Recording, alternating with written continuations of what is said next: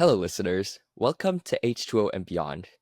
My name is Alex Hahn, and each week we dive into the science, systems, and stories behind the water we use every day.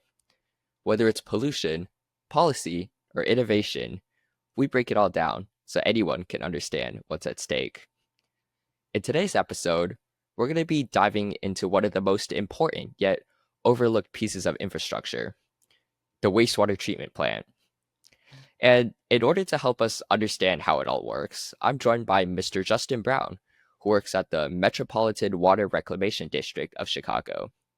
He's going to help give an overview of how wastewater treatment works, as well as insight into one of the world's largest plants, the Stickney Water Reclamation Plant in Chicago. So, welcome, Mr. Brown. Could you introduce yourself and tell us a bit about what you do and the place you work at? Yeah, sure. Thanks for having me on your podcast, Alex. My name is Justin. I am a senior public affairs specialist at the Metropolitan Water Reclamation District of Greater Chicago, a governmental agency with a very long name. Um, I'll Yeah. call it the MWRD to speed things along from here on out. Uh, we're a government agency responsible for treating wastewater and managing stormwater for the Chicago region. So that means cleaning sewage and working to reduce flooding in the region. We were founded in 1889 to reverse the flow of the Chicago River, which maybe that would be an interesting subject for a different episode of this podcast. I can tell you all about that. Today, we have 7 wastewater treatment plants, and we treat an average of 1.2 billion gallons of sewage a day and release clean water to rivers and streams. Um, in addition to that, we also have big stormwater projects that are designed to reduce flooding in the region. We have a system of huge tunnels, hundreds of feet underground, that flow into gigantic reservoirs. And that system is designed to capture sewer overflows that would otherwise go into the river. And that's done both to protect water quality and also to reduce the likelihood of flooding in the region. All right, great. Thank you for that. Those are some pretty cool things you guys do. So, my viewers are curious. Could you walk us through the steps of how wastewater is treated at Stickney? Yeah, sure. Well, the Stickney plant, first of all, just so you can kind of get an idea of how big it is, it's uh, it's a huge facility. We can treat a maximum of 1.4 billion gallons a day at this plant. So that works out to be about a million gallons a minute. So this facility is designed to take in uh, wastewater, which in within its service area, it serves a combined sewer area. So that means there's rainwater and sanitary sewage going through the same set of pipes coming to the plant. Um, and it treats a good chunk of the city of Chicago's wastewater. So when the water gets to our wastewater treatment plants, Stickney is one of 7 plants that we operate at the MWRD. It's when it gets to our plants, it's been flowing downhill by gravity through huge intercepting sewers, which are big sewers that we built and operate to carry water to our treatment plants. These are as large as 27 feet in diameter. So Wow. when those, yeah, they're big. So when those sewers get to our plants, the water is about 40 to 50 feet underground because it's been, it's sloping downward. You can imagine it kind of like water flowing down the sides of the cereal bowl, and it's bottoming out in the bottom of the bowl. And now to clean that wastewater, we have to pump it up to the surface to the facility so we can clean it. So to do that, we have some gigantic pumps. Before we let the water go into our really large and expensive pumps, though, we want to remove any debris that could damage them. So we send the water through bar screens, which are kind of like a metal fence, and those screens catch any debris that's been washed down the sewer system. Those are set up to be, we have automatic scrapers that remove that material from the screens. Uh, We have removed some interesting things off the screens over the years. Uh, we've received more than one bowling ball. A bowl. We received once a prosthetic leg. We one time a few years ago we received two live opossums, and we were able to remove them from the screens, and they lived happily ever after at the plant. I'm That's told. nice. And then people ask, like, do you ever find money on the screens? And the answer to that question is yes. And I talked to a dude at one of our plants who I totally believe, who tells me he once found $100 on the screens at one of our What plants. do you guys do with that money? He said he washed it off. So you never know where your money's been, right? Yeah. In reality, though, the majority of what we're removing on those screens, again, this is a combined sewer area, so these are storm drains coming from streets and stuff. So in the fall, we get tons of leaves and sticks and stuff. All that is scraped off and sent to a dumpster, which goes to a landfill. The other thing we get a lot of are flushable wipes. Ooh, That's where they end up those when aren't you really flush them. flushable, right? Yeah, they don't cause a problem for us. We have Yeah. giant sewers and Yeah. we have the screens that remove them just fine, but I do not recommend that people flush those down the toilet in their homes because it can cause a plumbing blockage in your house, or even in the little sewer that runs down your street in front of your house. All right, so we remove all that debris. That's really the first step. Then we pump the water up to the surface using these huge pumps. Um, and then the plants, it's kind of interesting. They're designed to flow like a river from here. So we have giant pumps that pump the water up, and then the whole rest of the plant is set up so it kind of everything's kind of sloping downhill as the water flows through the process. And So you the start with like a downhill slope to the plant, and then you bring that water back up. Yeah, yep, and then let it flow downhill through the plant. I mean, you can't Right. really perceive it when you're looking at it, but the tanks are set up so that the water is going down as it goes from one stage to the next. And the rationale behind that is that it's way better to have one giant set of pumps to operate Mhm. and maintain than to have tons of little ones distributed all throughout your Yeah, it'd process. probably It be just like a huge logistical, mechanical issue. You just had a bunch of pumps that you had to keep checking in on, right? right. Yep. Yeah. And just operational, you'd be like, you'd have to keep everything running Yeah. just right. So anyway, it's set up like that. So then we pump the water up to the surface, and then the first part of the next thing we do is we add air to the water, and that helps rocks, sand, and gravel sink to the bottom. And these are called aerated grit tanks. We remove that stuff early because it's abrasive and it could tear up the rest of the plant. That goes to the a dumpster, is sent to a landfill. After that, the water goes to primary treatment tanks. And in primary treatment, we just let the water sit very still in these tanks. And the idea here is that you want whatever can float to float. So that is fats, oils, grease mixed in with the water. Um, we receive, if you run the disposal in a sink, Yeah. all that comes to us.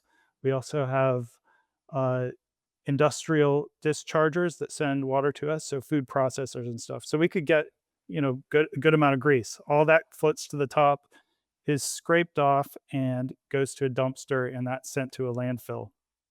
Meanwhile, underwater, the organic solids mixed in with the water sink to the bottom. And so that's, of course, in sanitary sewage, that some of that is poop. It's Yeah. also going back to the garbage disposal. It's whatever went down that.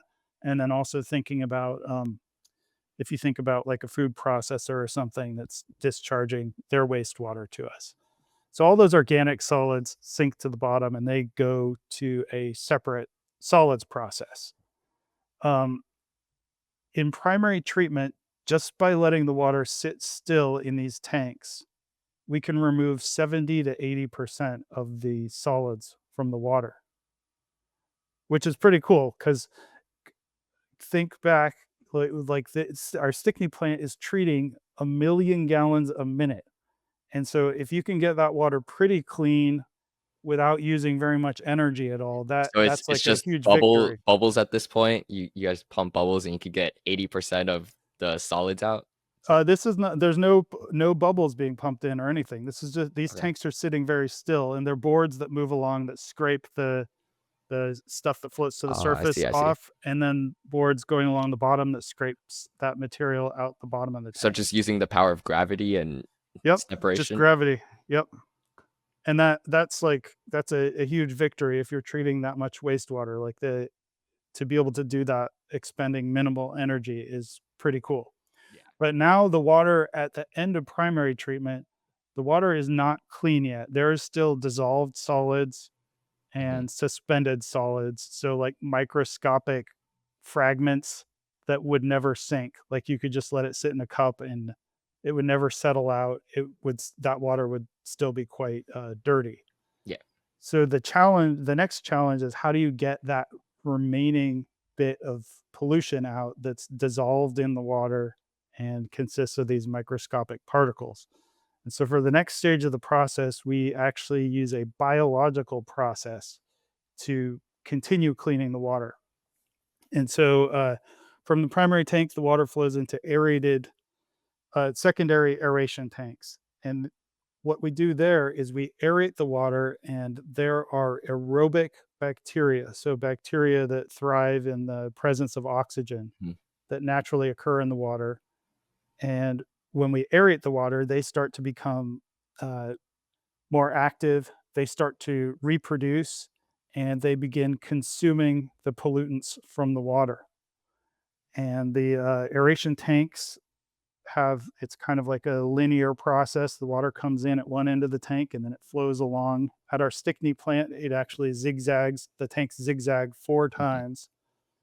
Um, and as the water flows through that aeration tank, we can see the water getting cleaner and cleaner, the beneficial bacteria becoming more and more numerous.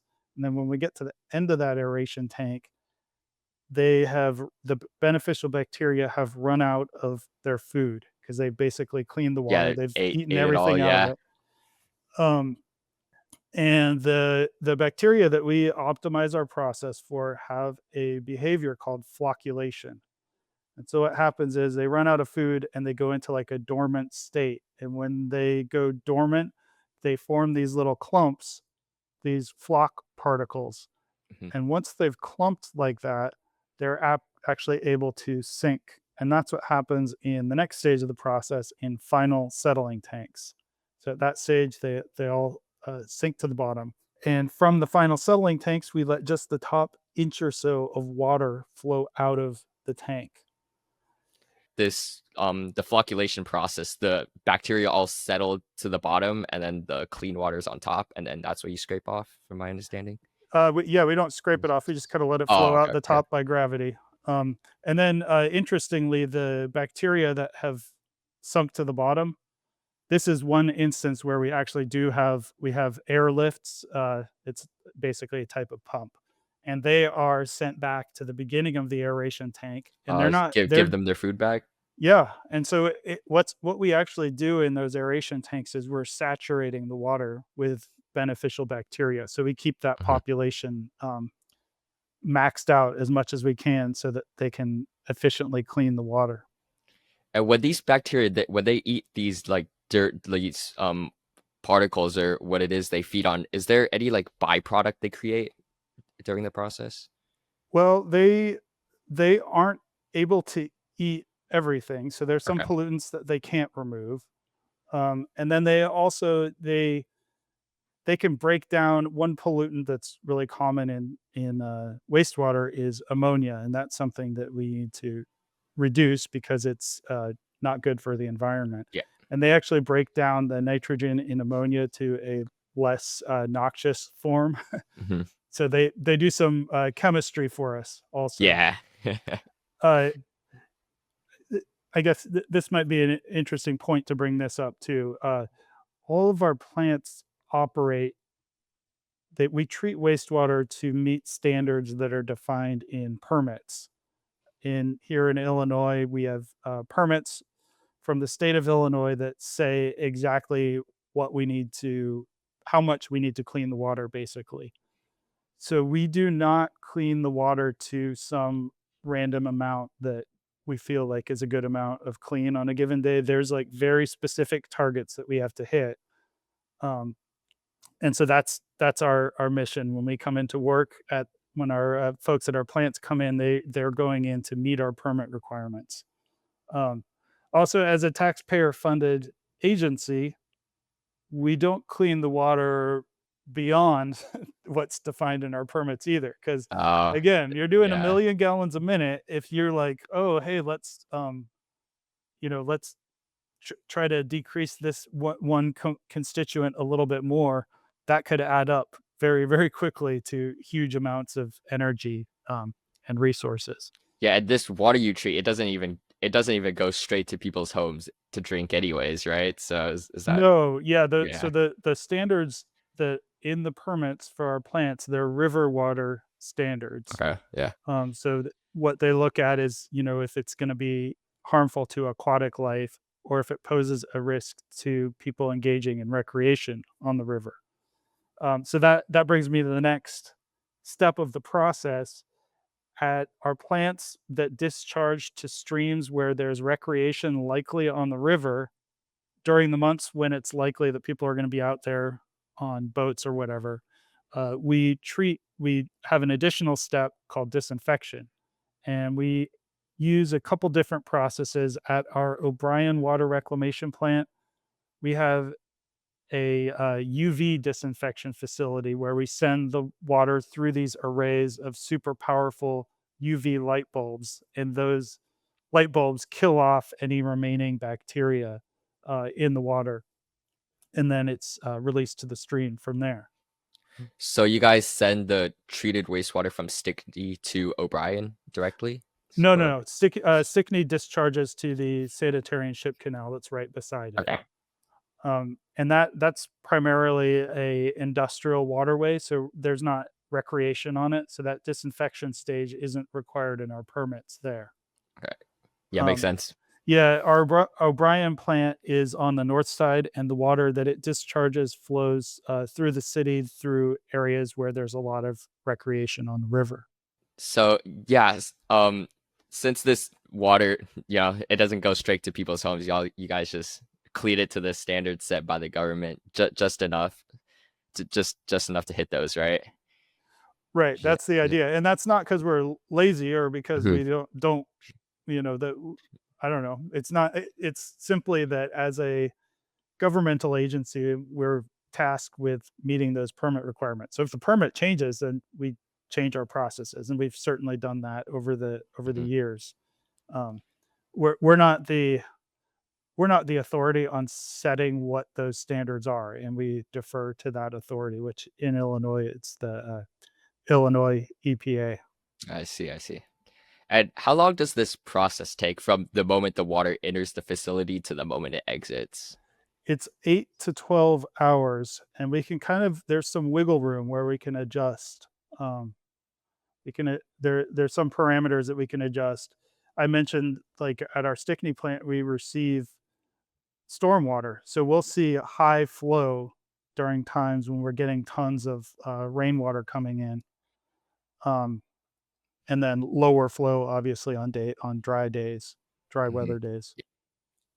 And our plant operators, one of the things that they have to keep in mind is keeping that population of beneficial bacteria happy. Mhm. Um, and there's a few things that we can do because what what we ideally want is for the bacteria obviously to clean the water, but we also want them we need them to eat all the pollutants out of the water and then become dormant right at the end of the aeration tank. If for some reason they eat up all the food and go dormant before they get to the end of the tank, if there's like too long in that dormant stage, they can actually die. And when they die, those particles fall apart and then the water is a mess. So they don't flocculate when they die, is that the Yeah, problem? when they die, the particles start to disintegrate. Um, and then obviously the opposite is also a problem. If they get to the end of the tank and they haven't yet finished consuming the pollutants and haven't yet formed good flock particles. So our plant operators can adjust the amount of air going into the tank because that air, Mhm. it's kind of like if you see it as like a video game or something, like the control of how active the bacteria are, how quickly they're consuming the pollutants. So they can play with that control, and then also, of course, the rate at which the water is pumped through the tanks. Great. So yeah, now that we know how the wastewater becomes treated water, I'm wondering though, can you tell us about the sludge that got left behind? Yes, the solids that sink to the bottom in the primary tanks, and about 5% of the beneficial bacteria that sink to the bottom in final settling tanks are sent to anaerobic digesters. And in those anaerobic digesters, there is a different biological process that produces biogas that we actually use to heat and cool our facilities. So we capture the biogas, and that biological process also breaks the solids down. So they're now designated by the US EPA to be biosolids. And biosolids undergo additional treatment, and then they can be used for landscaping and as a soil amendment. And I actually like saw your interview on YouTube with Insider and I saw that the Stickney plant dumps its biosolids into a lagoon. Could you tell us a bit more about what purpose this serves? Yeah, we have a solids management area near Mhm. our Stickney plant, and this is property that we own, actually along the canal that we excavated to reverse the flow of the Chicago River. We own the property along it. So there are drying cells there, and the lagoons actually serve to help the solids kind of sink to the bottom a bit more and separate more water off. So that's sort of a preliminary stage in trying to dry them out. Basically, once the solids are separated, it's like a battle to try to dry them out as much as possible. Mhm. Um, and at our Lawndale Avenue solids management area, that's what happens there in those lagoons and drying cells. So yeah, after it dries in the lagoon, that's when you guys use it to as a biosolid to. Yes. Yep. Yeah. And there's the biosolids are very closely regulated by the US EPA. They have super specific standards, kind of Mhm. like our wastewater treatment.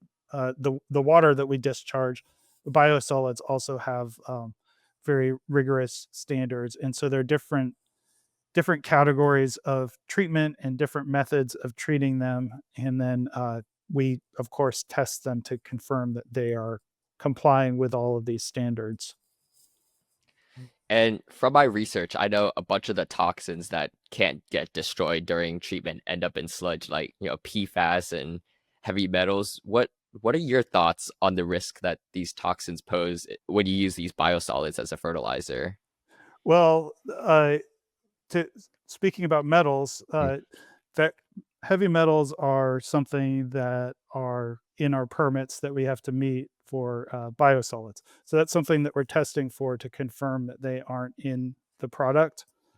Um, and the way that we've handled heavy metals, historically, metals were a problem coming to wastewater treatment plants, not Mhm. anything that we created, but just coming from industry, for example, Yeah, because I washing. know, yeah, you guys just treat all this stuff people don't want to deal with and just dump in their water and stuff. So, Yep, yeah, and that's how it used to be. There weren't regulations on it. So if say I was operating a metal plating facility, I could just dump my wastewater down the drain and send it to the treatment plant. And then those products, byproducts of their industry would end up in the solids that sink to the bottom, and that we remove in the wastewater treatment process. So the way that that was dealt with is there are now standards for what you can put down the drain and what you can't, specifically for these metals. And so we have regulatory authority to make sure that no one sends us anything that's going to cause us to have, for example, heavy metals in our biosolids. and that's all through the Clean Water Act. Um, so so that's how metals were handled, and we call that source control, right? Like it's if you're dealing with I don't know, like remember maybe you don't remember, but it used to be that people would smoke in restaurants all the time. Yeah, I think I was born after they Yeah, you started missed that. controlling that. Well, as a non-smoker, it was terrible. You're sitting in there and one person is smoking and there's smoke filling up the whole restaurant. And the way that this problem was addressed was source control. They So said, "Hey, stop you stop can't people smoke." from smoking in there. Yeah, and like the solution that's the obvious solution, and so that's how we're able to get the really control the level of metals in our biosolids, and they're consistently lower than like the topsoil that you would see in the Chicago area, for instance. Now, Mhm. but if you're looking at other emerging chemicals of concern, like these PFAS compounds, the way to address those, it looks like they're difficult to break down, right? That's Yeah, one of the yeah, main extreme, things. They yeah. call them forever chemicals. And that's kind of the same thing. Like lead, I guess you could say is a forever chemical too. It's like an element that is toxic, right? Yeah. So anyway, the way we dealt with lead was source control. And so from our perspective and really the consensus, I believe, is that these are going to have to be addressed at the source.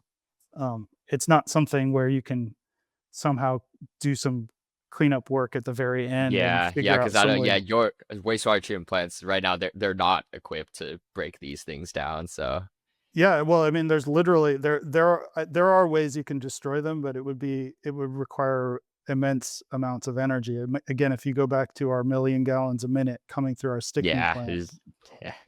um, so and so we have been doing things like testing we've tested our biosolids to see the levels in our biosolids, and the levels are much lower than you would see like in someone's home, for instance, in dust on the floor in someone's house, and much lower than you'd see in lots of uh, personal care products like dental floss or in food packaging. So these products are kind of omnipresent in the environment. So yeah, they are turning up in the biosolids, but they're likely much higher in just like inside someone's house than in these products downstream. We're doing a lot of research on these compounds, though, analyzing wastewater coming into our facilities from domestic sources and industrial sources to try to kind of get a handle on uh, where there is like figure out where it's coming from, like if there's more from domestic sources or Mhm. industrial sources and so forth. And we are also participating in some national studies, providing in kind support for studies to just help gather more information about this subject. Yeah, well, yeah, that's a good reassurance because I mean, I know in the news everyone's talking about oh PFAS and sludge, but so yeah, the levels of these contaminants you said often lower than what you find in common areas. Right. Yeah. I mean, like a pizza box, for Yeah, instance. Like that's I mean, I'm not an authority on food packaging yeah. technology or anything, but from what I've read, like just like a pizza box, it I'm pretty often sure that's contains coated in some of yeah, those just to keep it chemicals. from Yeah. sticking. And it kind of what it all really goes back to is the fact that there are not existing regulations on these compounds. If they were Mhm. regulated, then it would be pretty easy to to phase them out or require that they not appear in consumer products. But yeah, I mean, it's pretty hard to do. Everyone's using them just because they're so useful nowadays. Correct. Yeah. Yeah. And that's I mean that we're we are in a bit of a tricky spot on this subject just because these things are coming to us. We're certainly not authorities Yeah.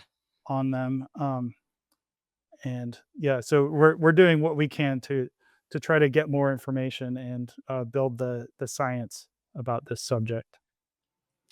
Well, yeah, thank you for that on, very, very, very unique approach you guys have on repurposing our waste, especially, you guys have that system of, pumping upwards and then just letting gravity do its thing in your plant. So yeah, now I want to shift gears to, the human side of all this. So yeah, what are some of the most, interesting jobs people have at the Stickney plant that we'd be surprised to hear about? Um, well, let's see. We have microbiologists though who directly we pull samples and they can analyze what's going on in the aeration tank and uh, make sure that that population is healthy. We use our microbiologists in emergency cases. We had something come to our Stickney plant several years ago that killed the entire plant. We don't know what it was. It was some sort of chemical came in, and by the time we had detected that all of the bacteria were dead, it had already passed its way through the plant. So we never knew what it was, but the plant was out of commission. So our plant manager had to get on the phone to the Illinois EPA and let them know that we were going to blow our permit because the water was, we weren't able Yeah. to clean the water. And of course, it happened on the weekend. And we had to call in our one of our microbiologists to do like emergency first aid. And what she ended up doing was having some seed populations of the microbes brought from one of our other plants to get it running again at Stickney. And they were able to get it up and running again within it was a day or two, it was back in operation. So Oh wow, it's that's kind pretty of a pretty neat fast. job. Yeah, so they're not yeah, they're pretty hands-on in the microbiology lab. Another cool job that we have at our plant, we have an aquatic ecology group, and they do electrofishing on the river to assess the health of the ecology in the river. Uh, we they go out and patrol the river in these electrofishing boats that electrically charge the water around it, which Yeah. stuns the fish, and the fish float to the surface, and then take we identify them, weigh them, measure them, and then release them back into the river. And they also do water quality monitoring on the river. Um, so yeah, Just to, that's another measure you guys' effluent quality and stuff, right? right. Yeah, and that work is actually defined in our permits for our treatment plants. So the permits say like you've got to clean the water to meet this, and this standard, and then they also say that you have to conduct monitoring in the river according to this plan. So a lot of that, what they do, is required under our permits.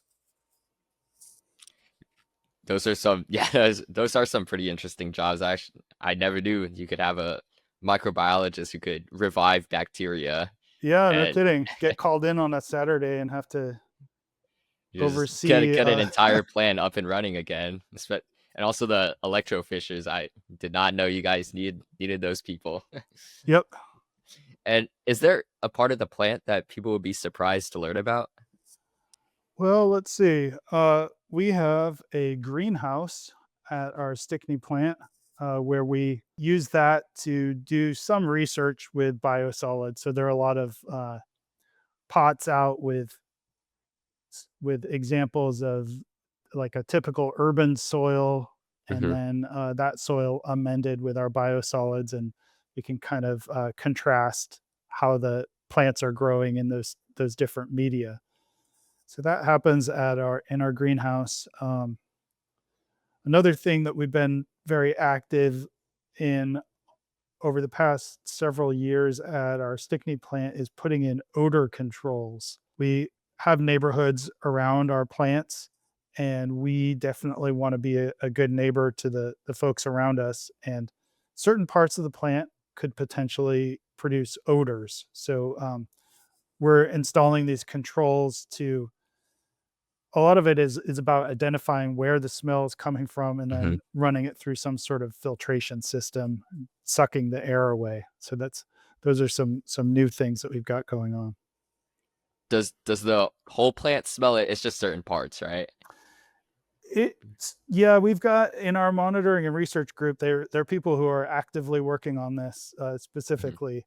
But yeah, they're able to identify specific parts of the process. Maybe I'm somewhat biased, but there aren't too many parts of it that smell that much. I think it has to get pretty concentrated. The water is generally quite dilute as it's coming in, particularly after rain. Yeah. Um, so yeah, it's a matter of identifying those key locations and then installing good filtration systems. Yeah, I mean, this section of the episode is pretty interesting. Always fascinating to hear parts of the plant the public, often doesn't know about. But yeah, so on our channel, we usually we talk a lot about climate change and how that's affecting the weather, and it affects these treatment plants too. I don't know about Stickney, but when you have this climate change, um you get more frequent rainstorms, and these rainstorms, they get rained down a lot harder. And what happens to a lot of older plants, I know, is that sometimes they can get overflow, or reach maximum capacity. What safety measures do you guys have in place at Stickney, and how is your plant handled trained to handle these scenarios? Well, yeah, so Stickney and some of our other plants are served by combined sewer systems that Mhm. carry rainwater in the same set of pipes as the sanitary sewage. So yeah, sometimes it rains hard enough here, even at a plant that can treat 1 million gallons a minute, we get more than that much water coming in. And when that occurs, the system in our area, the sewers that were originally built before we even built our treatment plants were designed to flow into the river. And that was because the sewers were built here before there was wastewater treatment technology. So there's no way to clean it, and they just went to the river. Yeah, especially in the older cities, they use the Yep, combined sewer system. yep, for sure. And so then when we built our plants, we built these intercepting sewers to bring the water to our plants from those old school sewers that were going Mhm. straight into the river. But when the plant reaches capacity, the sewers are allowed to follow their original course and overflow to the river. And yeah, that's called a combined sewer overflow.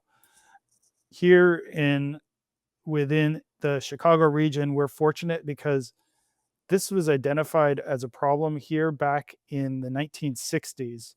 So before it was really given too much thought elsewhere in the world, actually. And we adopted a plan to address these combined sewer overflows called the Tunnel and Reservoir Plan. And that's that system of giant tunnels and huge reservoirs that I mentioned earlier. Mhm.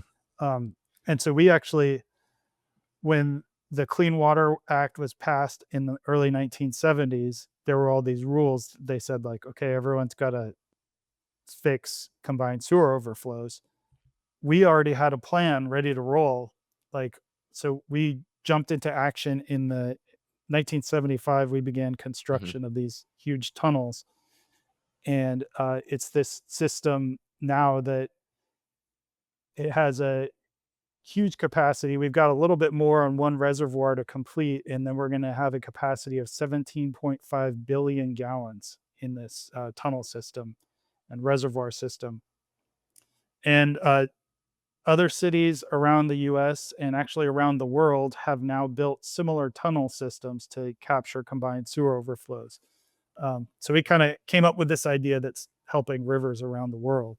Yeah, I know last year during the Paris Olympics, that's, kind of exactly what they built a giant underground reservoir in order to clean the Seine River for Yeah, the yeah, they Olympics. built a Yeah. tunnel. We were talking internally. I forget what the volume of it was, but they did a good effort on that. But we were Mhm. looking at the volume of it, and it was very small compared to what we Yeah, have here. yeah.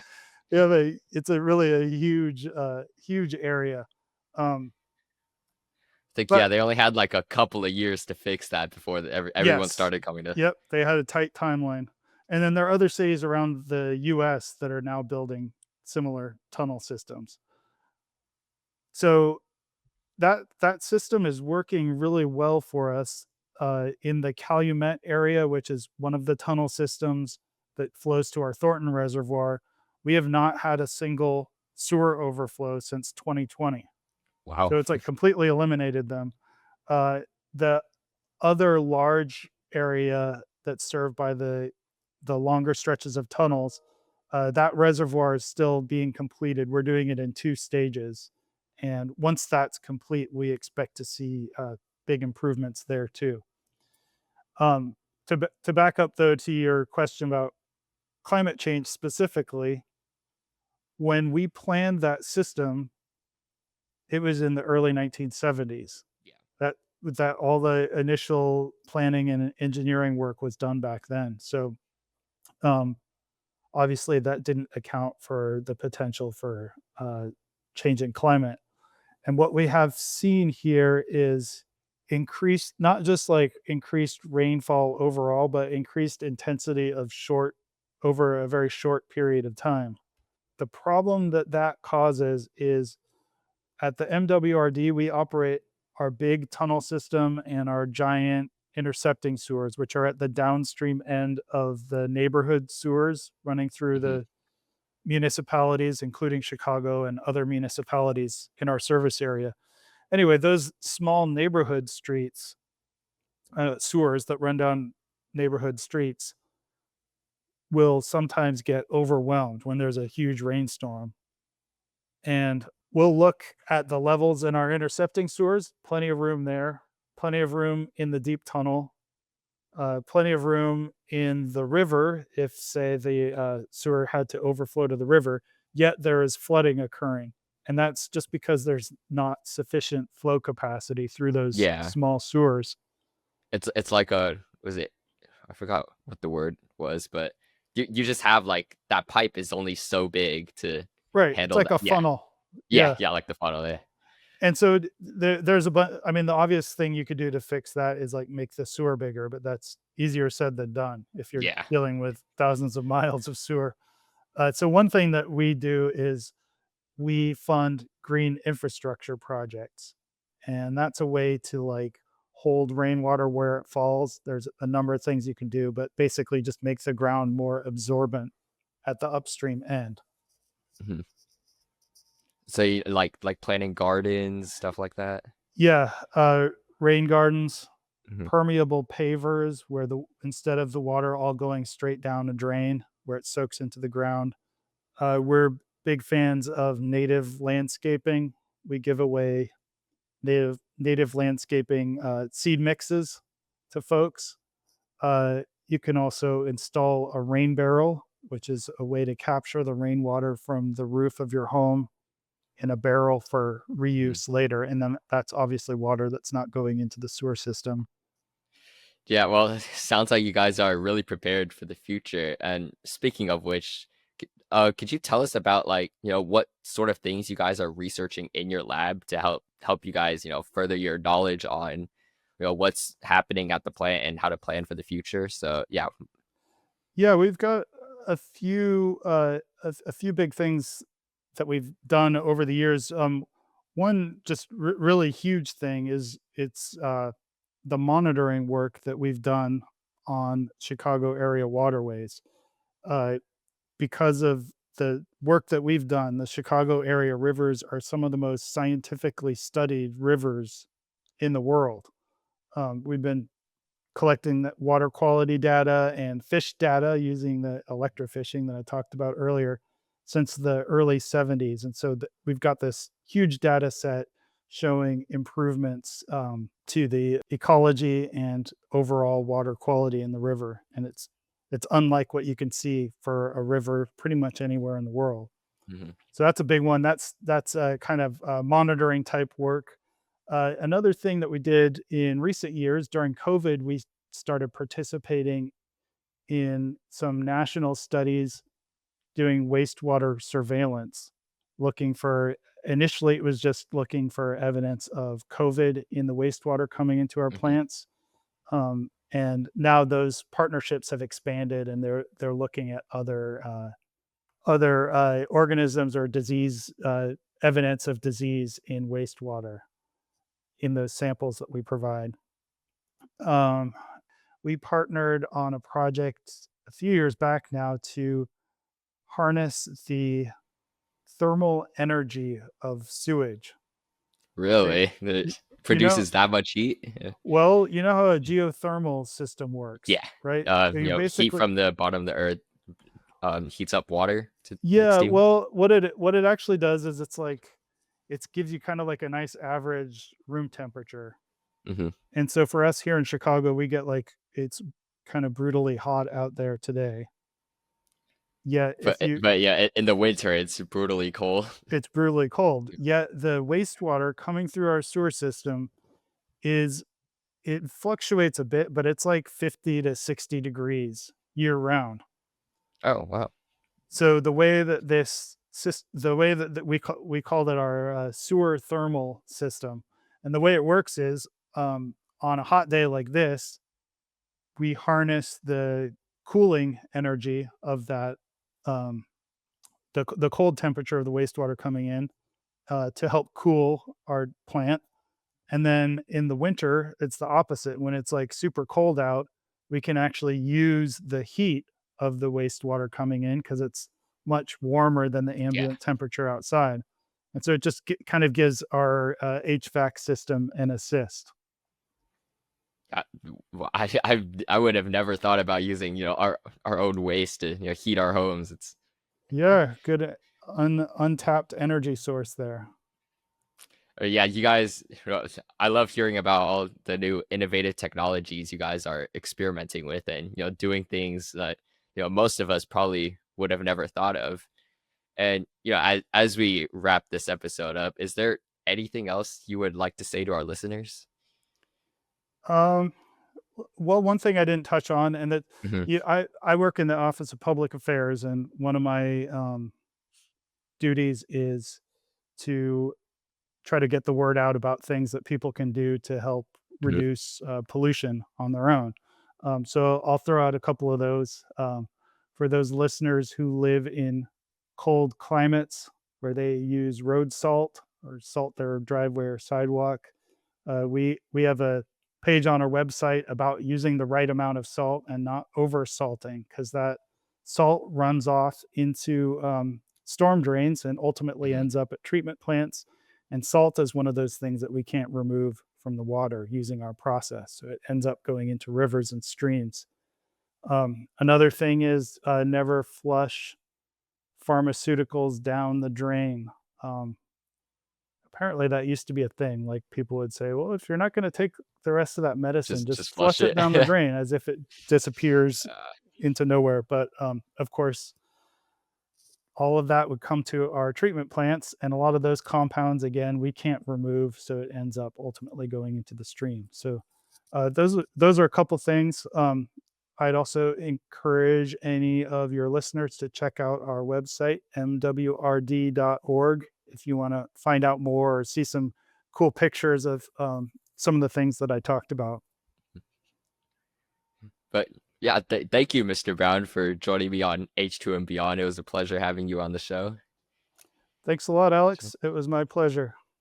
And yeah, for you listeners, you can learn more about the Stickney Wastewater Treatment Plant by visiting their website and the MWRD website that Mr. Brown was talking about. I'll also link their Instagram in the description of this episode as well. And if you found this episode helpful, please share it with your coworkers and friends. And also feel free to drop some episode suggestions in the form linked in the description below as well. And make sure you check our link tree to follow all of our H2O and Beyond socials. And yeah, I'm Alex. Thank you for listening to H2O and Beyond. Stay curious and stay hydrated.